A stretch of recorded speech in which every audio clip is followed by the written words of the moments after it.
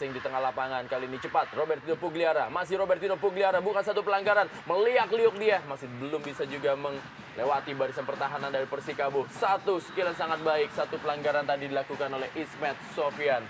Ada satu hal yang menarik yang dilakukan oleh pemain tim Persija ini adalah pada saat mereka kehilangan bola, mereka tidak turun ke daerah permainan mereka, tapi mereka langsung melakukan pressing walaupun itu di daerah permainan Persikabo. Dan sampai saat ini cukup berhasil karena kita lihat beberapa kali mereka berhasil bisa melakukan intercept. Coba dibangun oleh para pemain dari Persikabo. Masih dapat satu pressing yang begitu ketat, pelanggaran terjadi. Dan kali ini bagi Pelita atau Persija Jakarta. Kita lihat Mulki Hakim yang menempati posnya sebagai gelandang kanan, menggantikan posisi dari Atep. Dan ini sedikit unik ya, karena kita tahu bahwa Mulki biasa ditempatkan di bek kiri. Dan Tengah kotak penalti, masih dapat dihalau dia. Serangan balik kali ini dilakukan oleh para pemain dari pelanggaran kembali terjadi. Dan tentunya tendangan bebas kembali bagi Persija. Edu Juhanda dan juga Robertino Pugliara. ya sepertinya mungkin Edu juga tidak menyangka akan hadiah pelanggaran yang diberikan kepada Persija saat mungkin di sini kita bisa melihat, ya saya pikir ya keputusan wasit cukup tepat ya memberikan pelanggaran. Kali ini coba dibangun kembali, begitu cepat. Bagaimana para pemain. Dan kali ini satu pelanggaran dilakukan oleh para pemain Persija. Ismet Sofyan kembali. Akankah Ismet Sofyan ini menjadikan suatu pelanggaran-pelanggaran demi dilakukannya bagi Persija Jakarta. Tapi ia harus tahu kalau ia juga terkena kartu kuning. Dan harus bermain lebih santai dan juga tidak terbawa emosi. Ya itu tepat sekali bagaimana dia juga menerima kartu kuning tadi begitu cepat, yaitu di menit pertama. Tentunya ini tidak ingin ataupun dia tidak ingin kejadian di mana dia harus menerima kembali kartu kuning untuk pelanggaran yang mungkin tidak perlu dilakukannya, terutama untuk menerima kartu merah. Bagaimana tidak berada posisi offside kali ini. Mulki Hakim berada di sektor sebelah kiri pertahanan. Masih Mulki Hakim meliak-liuk dalam kotak penalti. Gagal Mulki Hakim. Satu pelanggaran tadi dilakukan oleh Mulki Hakim. Satu peluang dari Persija Jakarta. Iya, kita lihat bagaimana Mulki tidak bisa memanfaatkan peluang ini pada saat dia mendapatkan bola.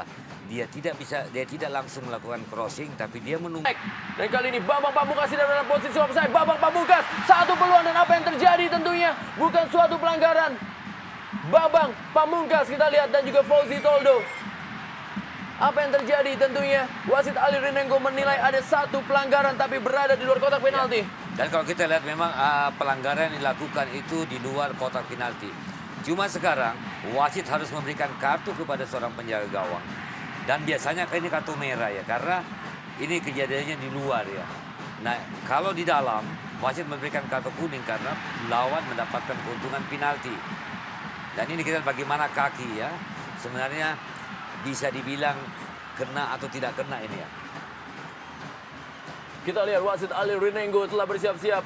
Sepertinya kartu kuning diberikan kepada Fauzi Toldo ataukah kartu merah. Dan tentunya dengan pelanggaran seperti ini haruskah kartu merah dikeluarkan? Saya pikir berdasarkan peraturan yang seperti disampaikan oleh Roni tadi bahwa memang ini ya kita lihat ini tepat sekali, memang seharusnya ketika pelanggaran itu dilakukan di luar kotak penalti di mana kiper tadi merupakan orang terakhir di lini pertahanan, memang dalam teorinya atau dalam peraturan ini adalah sebuah pelanggaran yang berbuah pada kartu merah, dan ini keputusan yang sangat baik yang dilakukan oleh wasit.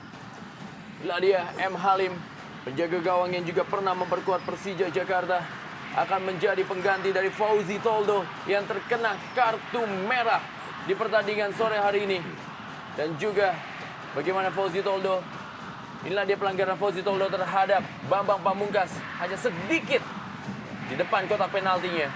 Dan memang kita juga melihat sebuah upaya atau kecerdikan dari seorang Bambang untuk mengecoh. Kali ini Rodrigo Santoni, ada Botham Roger. Bagaimana kerjasama sangat baik kali ini. Seorang Botham Roger berhasil melewati dalam kotak penalti. Satu tendangan, kembali lagi peluang emas dari seorang Roger Botham harus dimuntahkan oleh Yevgeny Kamaru. Ya kita lihat tadi sebuah skill yang sangat cantik yang diperlihatkan oleh seorang Batum. Bagaimana dia melob bola melewati Leonardo Tupamahu, di mana tadi tendangannya tetapi sayang penyelesaiannya kurang begitu prima. Rodrigo Santoni kali ini kembali lagi. Begitu cepatnya Mardiansa menusuk ke dalam sektor kotak penalti. Bagaimana tadi dia masih dapat dihentikan, ditutup pergerakannya oleh seorang Ismet Sofyan dan juga Kamaru.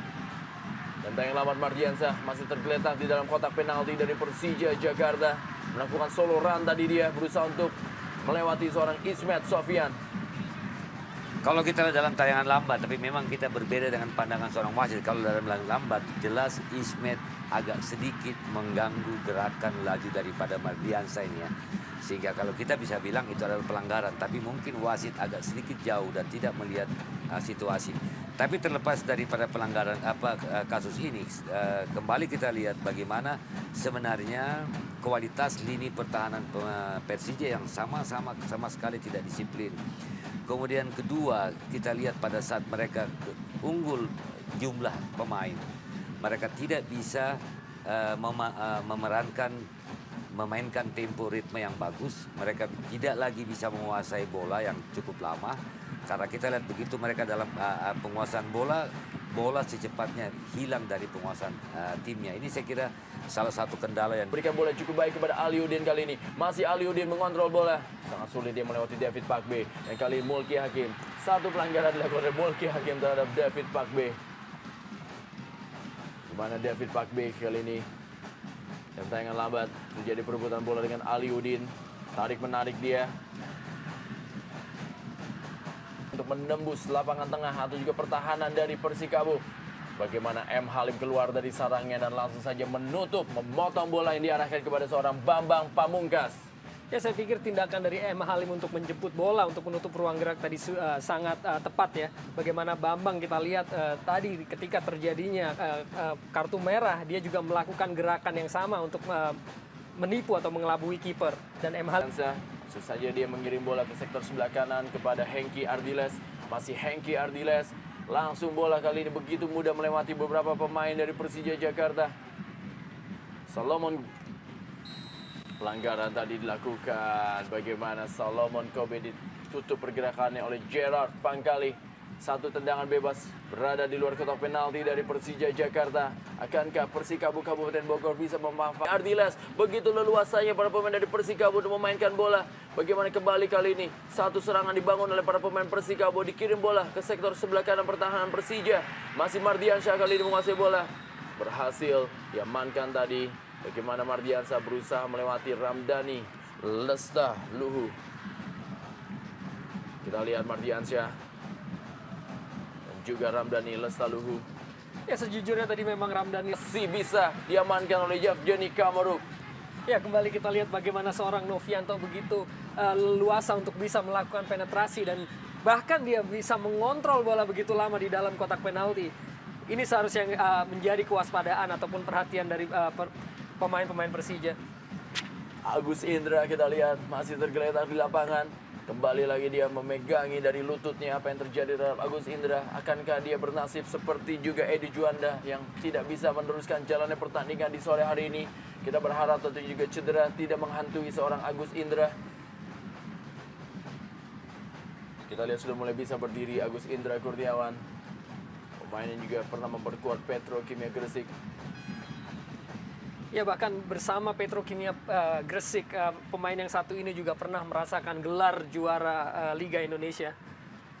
ini saya kira satu hal yang berisiko tinggi bagi seorang Dubrovin dalam mengambil keputusan. Apakah dengan satu pergantian yang dilakukan oleh Sergei Dubrovin, kita lihat Alio Rinengo tetap memberikan satu pelanggaran kepada Persikabo Kabupaten Bogor. Pelanggaran tadi Leo terhadap Rodrigo Santoni. Dan apakah sebuah pergantian yang kembali dilakukan oleh Sergei Dubrovin dengan menarik Ramdhani Lestahulu atau juga Lestaluhu kembali ditarik dan digantikan oleh seorang Ruben Ciko, menandakan dari ketidaktenangan seorang pelatih Sergei Dubrovin. Kali ini masih Ismet Sofyan berusaha mengirim bola. Ada Semi Pierre Patrick yang gagal atau menggagalkan seorang Ismet Sofyan untuk mengirimkan bola ke dalam kotak penalti. Kini praktis perlahan-lahan dengan terciptanya gol atas aksi yang sangat baik dari Aliuddin tadi. Kontan juga Persija seakan juga bisa lebih untuk mengembangkan permainan di mana kita mulai melihat penetrasi yang dilakukan dari sayap. Masih dapat dihalau oleh Gerard Pangkali. Jordi Kartiko kembali kali ini. Apa yang terjadi? Kita juga bisa saksikan seorang pemain Mardiansyah masih tergeletak di rumput dari lapangan Stadion Lebak Bulus Jakarta. Apakah memang mengalami satu kram sehingga harus mendapatkan perawatan. Ya, sepertinya mendapatkan kram di kaki sebelah kiri Mardiansyah, kapten kesebelasan dari Persikabo Kabupaten Bogor ini. Ya, bahkan tadi sebetulnya kita sudah melihat Mardiansyah tergeletak cukup lama sebelum tadi peluit dibunyikan oleh wasit untuk menghentikan pertandingan agar Mardiansyah mendapatkan perawatan. Inilah dia bagaimana seorang Mardiansyah, kita lihat. Dan meringis kesakitan dia. Pierre datang membantu. Langsung saja berikan bola daerah kepada Batam Roger. Masih Batam Roger. Cepat sekali kali ini Batam Roger. Dikawal dia oleh Leonard Tupamahu. Satu pelanggaran dan kali ini peluang tentunya bagi Persikabo Kabupaten Bogor untuk menyamakan ketertinggalannya. Bagaimana bola yang dibawa oleh seorang Batam Roger harus direbut dengan paksa oleh seorang Leonard Tupamahu dan menghasilkan tendangan bebas yang bergaris lurus dengan gawang Yevgeny Kamaruk. Ya, tentunya Ruben Ceko melakukan satu penetrasi kali ini. Masih Ruben Ceko. Dorong bola pelan saja dia. Kali ini begitu cepat. Coba dilebangun oleh para pemain dari Persija Jakarta. Satu tendangan dari luar kotak penalti yang coba dilakukan tadi. Masih melebar oleh Gerard Pangkali di sebelah kanan dari gawang M. Halim. dan memang masih sangat jauh dari harapan usaha yang dilakukan oleh Gerard Pangkali tadi, di mana arahnya pun tidak bagus ataupun kekerasannya juga tidak begitu kuat, tetapi mungkin ini juga rasa frustrasi ataupun kebuntuan yang dia rasakan karena tidak berhasilnya lini tengah ataupun depan Persija membongkar lini pertahanan dari Persikabo sepanjang pertandingan ini. Kita lihat juga bagaimana seorang pemain dari Persikabo, Afan Lubis. Afan Lubis. Apa yang terjadi? Para pemain sedikit bingung. Ya, tampaknya pemain tadi juga atau pemain Persikabo menunjuk bahwa ada satu pemainnya yang cedera dan meminta bola untuk dikeluarkan dari lapangan sampai akhirnya tadi dilakukan oleh Ismet Sofyan. Ya, kita lihat Roger Batum tadi.